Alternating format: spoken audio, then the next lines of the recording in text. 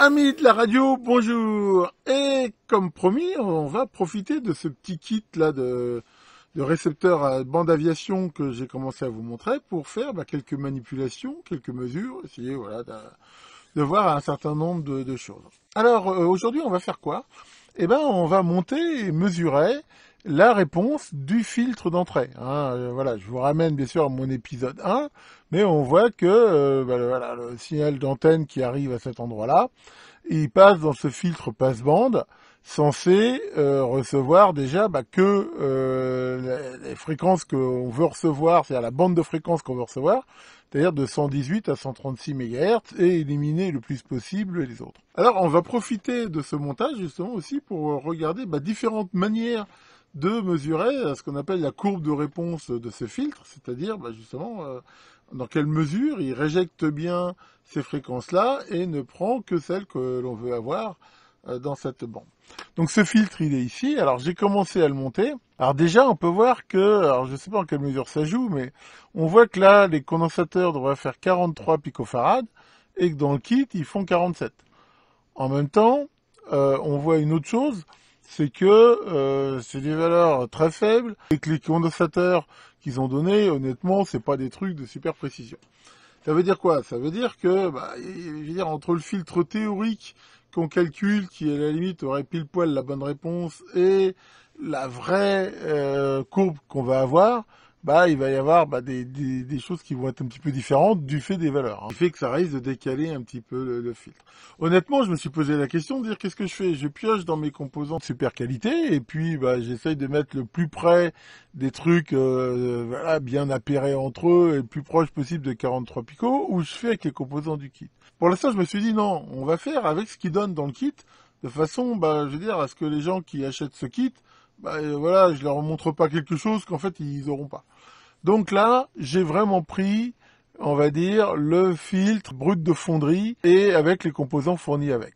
Alors, faut savoir quand même que les deux condensateurs ici, C2 et C5, eux, en fait, ils jouent pas tellement. On voit que vu leur capacité, à ces fréquences-là, ils font plutôt un petit peu passe-plat. Ce qui va vraiment être important pour le filtre, c'est ces trois condensateurs-là et ces deux-là, qui couplés au self, normalement, ont été calculés pour faire un super filtre passe-bande. J'ai câblé le filtre uniquement d'entrée, comme je viens de vous l'expliquer. J'ai mis bien sûr aussi la prise d'antenne et temporairement, j'ai soudé là, voilà, cette petite prise SMA qui va permettre de prendre directement le signal à la sortie du filtre et donc de faire des mesures dessus. Je rappelle que quand on monte un kit comme ça, normalement, c'est pas ce qu'on fait. On met d'abord les résistances, les composants à plat, un peu en fonction de leur taille, j'en ai déjà parlé. Mais ici, je veux dire, je vais faire les choses un petit peu différemment pour que voilà, on puisse faire différentes mesures. Alors, il y a plusieurs façons de mesurer la bande passante d'un filtre. Alors, la première que je vais utiliser, c'est d'utiliser ce petit nano VNA que je vous avais déjà présenté dans une vidéo et qui va nous permettre de mesurer le fameux paramètre S21. On va mettre le filtre entre la sortie ici et l'entrée et ça va nous permettre déjà d'avoir une bonne vue de la bande passante de ce filtre, de sa courbe de réponse. Alors, j'ai donc branché le BNU sur le Nano VNA, voilà, je vous renvoie encore une fois à ma vidéo pour voir tout ça. Donc je l'ai calibré avec le câble que j'utilise pour la mesure, et nous allons faire Get Data. Et voilà ce qu'on obtient. Alors pour info, je l'ai réglé sur la fréquence centrale que l'on veut recevoir, à savoir 127 MHz, avec un span assez grand, de 220 MHz. Je rappelle que le span, c'est par rapport à la fréquence centrale, je veux dire la largeur ici de bande, et il m'a calculé donc automatiquement les fréquences de départ et de stop. Alors, qu'est-ce qu'on peut voir? On peut voir que ce filtre, il est quand même relativement efficace. Si on regarde ici à moins 3 dB, ce qui est a priori, voilà, je pense ici par rapport au 0, on voit qu'il commence là à peu près à 105 mégas, à peu près, et il monte là à 140. Donc voilà, avec ce double lobe là, ce qui est quand même pas mal, parce qu'on peut voir que par exemple les fréquences ici par exemple à 80 de la bande FM par exemple à 100, voilà, on peut voir qu'elles sont déjà atténuées là de 10-12 dB, énorme, énorme. Enfin, oubliez jamais que cette échelle-là, elle est logarithmique. Donc voilà, ça c'est déjà une première façon de voir la bande passante ici du filtre. On peut par exemple, pourquoi pas, tiens, le voir en linéaire. Voilà. Et voilà, là, je rappelle que si on le fait comme ça en linéaire, ça donne une idée un petit peu plus humainement compréhensible de l'atténuation. Je rappelle que la bande de fréquence qu'on va recevoir, elle va de 118, c'est-à-dire à peu près ici, à 136, c'est-à-dire à peu près là. C'est-à-dire qu'on voit quand même que le haut du filtre là, il est bien dans la bande, hein, vu que voilà, 138 on l'a ici. Là, 118, on est bon. Par contre, voilà, ça, par contre, c'est pas très bon. On s'aperçoit ici de ce pic là, d'alentour de 100 MHz dans ces eaux-là, qui est quand même pas très bon, parce que justement, on risque de recevoir quand même des bouts, par exemple, de la bande FM. Bon, après, hors bande, hein, voilà, on peut voir que ça descend très vite. Là, la pente, quand même, ici, est raide. Enfin, voilà, ça, c'est quelque chose qui est intéressant. Alors, ce qui est toujours difficile à juger, quelle est la part réelle du filtre là-dessus? Quelle est l'erreur due à la mesure? J'ai beau avoir calibré le biniou, il y a toujours des capacités parasites. En même temps, là, ce que j'ai mis à la sortie du filtre, voilà, je l'ai chargé directement avec 50 ohms, il ne sera pas exactement chargé comme ça, on va dire, dans le montage final, vu qu'il arrive, comme on l'a vu, sur cet étage à transistor, c'est pas forcément. Bon, enfin bon, voilà, on va dire que ça donne une idée. Maintenant, ce qu'on va pouvoir faire, justement, ça va être de corroborer, en fait, ça. On va mesurer aussi la bande passante de ce filtre en utilisant d'autres techniques. Et voilà, on va pouvoir voir, justement, selon les techniques, si on retrouve toujours à peu près les mêmes choses, ou s'il y a des différences qui montreraient, a priori, voilà, de la perturbation due à la mesure. Alors, il y a une autre méthode, hein, éventuellement, pour relever, justement, la courbe, on va dire, de réponse du filtre d'entrée, ça va être d'utiliser ce qu'on appelle un vobulateur, je vous ai déjà montré ça, c'est-à-dire un système qui va être capable de générer une fréquence qui augmente, on va dire, entre deux bornes. Si je veux faire le même graphe qu'avec le nano VNA, par exemple, eh ben, on va dire entre 17 et 237 MHz. Alors, c'est pas très fréquent, hein. Généralement les gênés que je vous ai montré, vobulateurs, ne montaient pas si haut, mais il y en a. Et il y a aussi des gênés HF. Hein. Donc moi, là, je vais utiliser celui que je vous ai déjà montré, là, mon générateur Tektronix de compétition, qui lui monte jusqu'à 250 MHz. Donc il n'aura pas de problème pour la gamme. Et comme on peut le voir ici, je l'ai réglé, voilà, hein, pour aller de 17 à 237 MHz avec, voilà, une vobulation, on va dire, linéaire en 10 millisecondes. Ensuite, j'ai mis la sortie de synchro de façon à avoir un affichage stable sur l'entrée 1. Sur l'entrée 2, j'arrive là sur mon montage. Alors, par contre, mon oscilloscope me monte jusqu'à 100 MHz. Donc, ça serait pas très malin de mettre directement la sonde en sortie, parce que de toute façon, j'aurai l'atténuation de l'oscilloscope. Mais à la limite, je m'en fous de voir l'onde. Ce qui m'intéresse, c'est sa valeur. Or là, j'ai ce qu'on appelle un détecteur, hein. C'est le même principe que le détecteur AM, je vous ai montré dans le schéma, en gros c'est une diode, hein, et qui va donc en fait me donner en sortie en gros une tension continue qui est égale à la valeur max, on va dire, de l'amplitude. Alors grâce à ça, on devrait retrouver normalement la même forme que nous a montré le nano VNA. Alors allons-y gaiement. Hein, on voit ici le signal de synchro. Hein, le signal de synchro, en fait, il est en phase avec le vobulateur, ce qui fait que là, je suis à 17 MHz, là, je suis à 237 MHz. Alors, si je mets en route la sortie du générateur, eh ben bingo. Hein, on peut voir qu'on retrouve cette courbe qu'on voit ici. Alors, rappelez-vous, celle-ci est logarithmique dans l'axe vertical. Là, c'est linéaire, ce qui explique qu'on a une vue qui est beaucoup plus proche que la vue que je vous avais montrée en linéaire, mais on retrouve bien là ces deux courbes en fait, hein, qui sont en fait un petit peu parasites. Hein, normalement, c'est surtout celle-là qu'on voudrait. Et là, on a ici cette remontée qui n'est pas vraiment voulue, mais bon, voilà, qui est liée sans doute à des défauts, aux tolérances des composants, à leur qualité, et ainsi de suite. Mais enfin voilà, grâce à ce système-là, ça donne quand même aussi, hein, on peut voir, eh ben, une bonne idée d'un filtre, avec quand même, alors ce qui est un peu moins pratique, c'est que, alors, bizarrement, sur un générateur de compétition comme ça, il n'y a pas la fonction marqueur, qui permet justement de déplacer un marqueur, donc c'est pas très facile de lire les fréquences. Bon, on sait que c'est linéaire, donc en comptant les carreaux, on se retrouve à peu près, mais enfin, c'est pas très pratique. Puis c'est pareil, en amplitude, là, c'est pas vraiment en dB, voilà. Mais ça permet quand même d'avoir une bonne idée de la courbe de réponse du filtre. Alors voilà donc une des méthodes faisables. Ah, pour info, ce qu'on peut aussi faire, hein, je l'ai souvent fait malheureusement dans le temps où j'avais pas de générateur HF vobulable comme ça, mais j'en avais un qui marchait à la main. Je faisais la méthode manuelle, hein, c'est-à-dire que j'avais mis un détecteur comme ça, et puis je faisais varier la fréquence, et je notais sur un papier millimétré pour obtenir une courbe qui ressemble à ça. Mais on va voir maintenant qu'il y a quand même, si on a la chance d'avoir un analyseur de spectre, deux autres méthodes pour aussi relever cette courbe facilement. Voyons cela. Alors, troisième méthode pour éventuellement regarder la réponse d'un filtre, c'est d'utiliser non pas un vobulateur, mais un signal, on va dire, qui contient, on va dire, toutes les fréquences, hein, et de mettre un filtre, justement, pour regarder ce qu'il laisse passer. Alors, un tel signal existe, c'est ce qu'on appelle du bruit blanc. Le bruit blanc, c'est un signal, hein, j'ai toujours prévu de faire une vidéo là-dessus, j'ai pas encore fait, mais qui, en gros, contient toutes les fréquences, jusqu'à une certaine limite. En théorie, c'est tout, mais je veux dire, dans la pratique, il est évident que c'est limité. Mais si j'ai un générateur de bruit blanc capable d'avoir une sortie relativement stable, je veux dire toutes les fréquences jusqu'à une valeur assez élevée par rapport à mon filtre, et que derrière je mets un analyseur de spectre, comme on va le voir, en théorie je pourrais relever la forme de mon filtre. Alors j'ai la chance de disposer d'un tel générateur, hein, je vous le montre ici, et qui est capable en effet de me donner un bruit, même à une fréquence même bien plus haute. Et c'est ce que nous allons voir maintenant. Alors allons-y. Donc là, on peut voir que j'ai réglé l'analyseur de spectre pour aller de 17 MHz à 237. Hein, toujours l'idée de toujours comparer avec le tracé qu'on avait sur le nano VNA. Et là, on peut voir que j'ai un signal de bruit qui est relativement stable. Il n'est pas tout à fait droit, mais je veux dire relativement stable. Et d'ailleurs, on voit que si je débranche, voilà, là pour le coup, on retrouve ce qu'on appelle ici le plancher de bruit de l'analyseur, c'est-à-dire en gros c'est son niveau de bruit intrinsèque dans lequel il ne peut pas faire mieux que ça.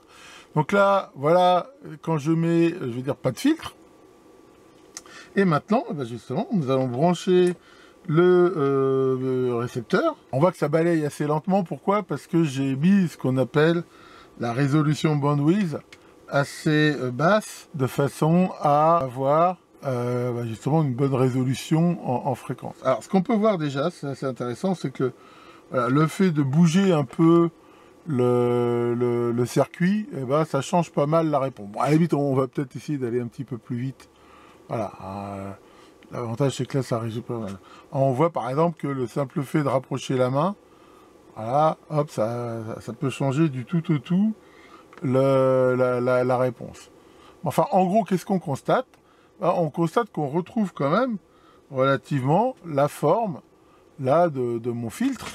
Alors là, par contre, j'ai justement la possibilité d'avoir des marqueurs.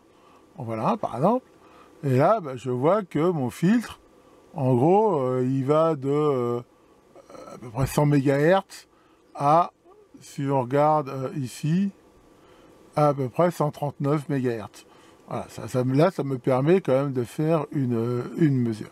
Alors, le fait d'utiliser ça avec un générateur de bruit, bon, je vous l'ai montré, c'est un petit peu pour le principe. Maintenant, c'est quand même pas ce qu'il y a de mieux. D'abord, il faut reconnaître que d'avoir des générateurs de bruit qui montent si haut en fréquence, c'est pas si simple. Hein. Autant c'est facile à faire relativement en BF qu'en HF, c'est pas évident. Mais surtout, quand on a la chance d'avoir, j'en vous ai déjà parlé, l'option tracking générateur sur un analyseur de spectre, ça va être beaucoup plus simple vu qu'on va avoir un signal qui suit, on va dire, le balayage. Et c'est ce qu'on va utiliser maintenant pour essayer d'avoir ce que je pense être la meilleure mesure possible de ce filtre. Alors allons-y. Voilà, alors là on va faire la manip. Hein. Alors je pars pour vous montrer comment je fais de preset 0. Et donc là j'ai relié pour l'instant la sortie du tracking generator avec l'entrée, avec ici ce système de BNC. L'idée c'est qu'on va voir, c'est qu'on appelle normaliser, c'est-à-dire d'enlever éventuellement les atténuations menées par les câbles, de façon à ce qu'on voit réellement que le filtre, hein, au moment de faire la mesure, en fait je vais remplacer ça par le filtre. Hein, c'est ça un petit peu l'idée. Donc là, je peux déjà commencer. Encore une fois, je veux aller de combien? Je veux aller de 17 MHz à 237 MHz. Voilà, ça c'est la place que j'ai envie de regarder. Voilà. En même temps, là maintenant, je mets en route le tracking générateur. Voilà. Et je vais justement, bien que là, il n'y a quasiment pas d'erreur, donc éventuellement le normaliser. Donc pour faire ça, alors déjà, je peux choisir le niveau de sortie. Voilà, j'ai intérêt à le mettre assez élevé, hein, ça permettra d'enlever le bruit, voilà. Ici, comme ça. Donc là, je peux faire justement cette normalisation et trouver ici le niveau de référence. Voilà, je peux le mettre ici à 0. Donc voilà. Et maintenant, bah, j'ai plus qu'à enlever mon système et de le remplacer par le filtre. Je mets la sortie du tracking générateur à l'entrée du récepteur et la sortie du filtre sur l'entrée. Et là, bingo, je retrouve là réellement donc la courbe de réponse de mon filtre, sachant que là, ce que je peux éventuellement après, c'est baisser un petit peu la bandwidth. Voilà, c'est un petit peu plus long à calculer, mais ça va me donner une meilleure résolution. Éventuellement, voilà, agrandir un petit peu l'échelle de façon à avoir quelque chose de plus lisible. Donc voilà, là j'ai bien la réponse de mon filtre. Et alors maintenant, je peux bien sûr aller y mettre des marqueurs. Voilà, ce qui me permet de regarder. Là, en gros, hein, là, on voit très bien que ça commence vraiment à baisser dur, hein, on va dire ici, voilà, autour de 100 MHz, hein, à peu près. Il y a cette espèce de bosse, et derrière, là, qui remonte, hein, avec vraiment un maximum centré sur 132 MHz, et après, ça redescend. Rappelons-nous que la bande qu'on veut regarder, elle va de 118 à 136. Donc si ici, je me mets à 118, voilà, là j'y suis à peu près. En fait, on est comme on peut le voir, dans ce creux-là. Là, on est à la limite pas mal. Et si on va jusqu'à 136, on est là, quoi. Donc là, déjà, le filtre, on voit qu'il sera moins bon, on va dire, sur les fréquences un peu plus basses. Hein. Au niveau de la courbe aussi, la hauteur est pas mal. Maintenant, il y a cette espèce de bosse, là, qui est vraiment pas terrible, en fait. Et que là, je sors de la bande, j'arrive quasiment en haut de la bande FM, et ça va perturber. Dans l'idéal, ce qui serait bien, c'est de ne pas avoir ici cette bosse. Alors, à quoi elle est due? Elle est due probablement, déjà, les condensateurs qui ont été mis, ils n'ont pas une super tolérance, donc ça, c'est pas terrible. Après, c'est pareil, c'est des selfs imprimés, il n'y a pas tellement de réglage. Alors, ce qu'on pourrait éventuellement voir, déjà, apparemment, il avait été calculé avec 43 picofarads. Il y a ça, il y a aussi le fait ici que les impédances, on pourra refaire éventuellement après la mesure quand j'aurai mis le premier étage ampli HF, parce que là, je l'attaque en 50 ohms, l'impédance réelle avec le transistor, elle n'est pas pile ici de 50 ohms. En même temps, elle est sans doute un peu plus, même si il y a forcément une capacité parasite, ça sera un petit peu plus réactif. Enfin voilà, déjà, ça donne quand même là une bonne idée de ce filtre. Et de toute façon, on va voir que même si le filtre d'entrée commençait réellement, je veux dire, dans les fréquences, eh bien qu'on va quand même avoir un petit problème. Alors, regardons ça de plus près. Juste pour info, hein, parce que je sais qu'il y en a qui vont poser la question, qu'est-ce qui se passe si on étend un petit peu la fréquence? Là, je vais jusqu'à 500 MHz. Bon, là, on voit qu'il y a des aberrations, des trucs comme ça. Mais enfin, voilà, globalement, on peut voir que même jusqu'à des fréquences assez élevées, hein, là, jusqu'à 500 MHz, et voilà, on reste quand même, là, on peut voir quasiment 25 dB en dessous. Donc, voilà, ça reste pour un truc de cette qualité-là acceptable.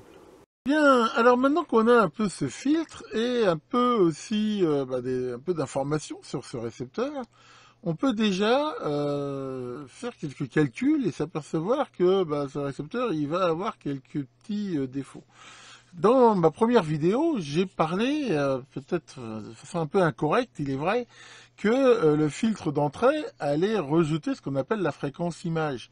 C'est généralement le cas du filtre d'entrée d'un récepteur super hétérodyne, mais comme je vous l'ai déjà montré, souvent, au fur et à mesure qu'on fait varier l'oscillateur local, on fait aussi varier, je veux dire, le filtre d'entrée, justement, de façon à ce qu'il soit le plus pointu possible que sur la fréquence que l'on veut recevoir. Or là, on a vu que c'était pas le cas. Le filtre d'entrée, on l'a vu, là, il est fixe, c'est un filtre passe-bande, et la seule chose qui permettra de choisir une station ou une autre, c'est, on va dire, la fréquence de l'oscillateur local. Alors, je vous ai fait une petite simulation sur Excel pour voir ce qui se passe. On voit que le filtre d'entrée, il va ici de 100 en gros à 140. C'est à peu près les valeurs qu'on a mesurées. Donc là, sur Excel, vous voyez, j'ai lui affecté le nom Fmin, ici le nom Fmax, et ici j'ai aussi mis la fréquence de la fréquence intermédiaire, 10,7 MHz. Et j'ai fait varier là l'oscillateur local, en gros, ce qui devrait avoir comme valeur entre 109 et 139 pour couvrir la bande. Ici, à la sortie du mélangeur, je vais avoir la fréquence locale mélangée avec cette fréquence-là plus 17 et moins 17 en fait. C'est comme ça qu'il faut le voir. Donc là, ça veut dire que, comme on peut le voir, je vais recevoir toutes ces fréquences-là et toutes ces fréquences-là. C'est-à-dire que si à un moment donné, mon oscillateur local il est sur 109 MHz, voilà, 109 moins 17, ça fait 98, plus 17, ça fait 119. C'est-à-dire que je vais avoir ces deux fréquences-là reçues. Et qu'est-ce qu'on peut voir? Là, je me suis mis une petite formule qui me dit, est-ce que je suis dans la bande du filtre, en fait? Et là, quand c'est 0, c'est que je suis pas dedans. Ici, c'est que je suis dedans. C'est-à-dire que là, les fréquences en bas, elles sont bien elles sont pas coupées, on va dire, par le filtre d'entrée. Ça veut dire que je viens recevoir toutes ces fréquences-là. C'est-à-dire qu'en fait, là, à cette fréquence-là, il va bien réjecter, si on veut, cette fréquence de 98. Mais dans l'autre sens, vu qu'il va faire à la fois les fréquences, la bande supérieure et inférieure, si on veut, on a ça pour la bande supérieure. Or, qu'est-ce qu'on s'aperçoit? C'est que si on additionne les deux, là, j'ai un recouvrement. C'est-à-dire que sur ces fréquences-là, quand l'oscillateur local vaut 112 MHz, je vais recevoir à la fois la fréquence de 101.3, de 122.7, et ces deux-là, elles sont bien dans le filtre d'entrée. C'est-à-dire qu'elles vont pas être rejetées. Et voilà, il ne saura pas faire la différence. C'est-à-dire que si mon oscillateur local est sur 112 MHz, voilà, s'il y a quelqu'un qui émet sur 101.3 et en même temps sur 122.7, je recevrai les deux. Il n'y aura pas moyen de les différencier. Pourquoi? Parce que justement, ce filtre d'entrée a une bande trop large pour faire ça. Alors, on aurait pu prendre une fréquence intermédiaire plus haute. On voit que si on le fait, là, par exemple, si je la passe à 20 MHz, c'est beaucoup mieux. Là, j'ai plus de 2. En gros, pourquoi? Parce que j'ai moins de recouvrement. Dans un autre sens, prendre ça va aussi avoir un autre problème. C'est que, comme on le verra plus tard, en avançant dans cette présentation, pas dans cette vidéo-là, mais dans d'autres, on va voir que la largeur de bande de la fréquence intermédiaire, justement, elle est déjà bien grande. Ce qui fait qu'il ne va pas être très sélectif.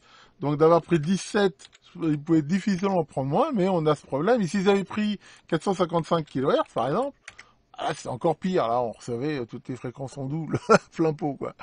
D'accord? Donc, voilà, c'est aussi justement pour ça que on fait parfois ce qu'on appelle des doubles changements de fréquence pour, justement, cumuler, je veux dire, le fait d'avoir une fréquence image assez loin et une bonne sélectivité, mais c'est pas le cas de ce poste-là.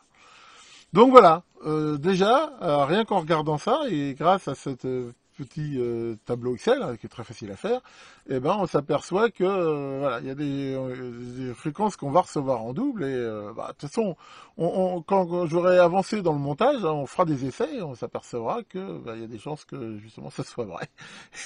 Mais on pourra même le mesurer. Voilà pour cette vidéo, encore un petit peu longue, mais c'est pas facile. En plus, je suis toujours assez bavard, mais bon. Mais je pense que ça valait quand même le coup de regarder un petit peu ces différentes techniques que l'on peut utiliser pour mesurer ce filtre et justement aussi voir les conséquences que ça a risqué d'avoir. Alors bien sûr, j'ai pas fini cette longue série de vidéos sur ce petit kit qui nous permettra de voir pas mal de trucs et en même temps... J'ai encore aussi plein d'autres choses à vous montrer. Depuis que j'ai fait la série sur le MOSFET, tout le monde veut la suite. Et j'ai reçu d'autres trucs que j'aimerais vous montrer. Enfin voilà. Encore une fois. C'est plus le temps que les sujets qui manquent, mais après tout vient à point pour qui sait attendre. Tiens, Maurice, ah ouais, tu veux encore me poser une question, t'as que ça à foutre. C'est quoi ta question? À quoi servent les poils de nez? Les poils de nez, ça sert à filtrer l'air qu'on respire. Hein. Et les poils de cul Bon, casse-toi, tu m'énerves avec tes questions. J'en peux plus de ce truc, j'en peux plus de ce robot à la con. Faudrait vraiment que je l'upgrade. Su que le grand Chubby Chef filtre bien vos signaux, et à très bientôt pour de nouvelles vidéos.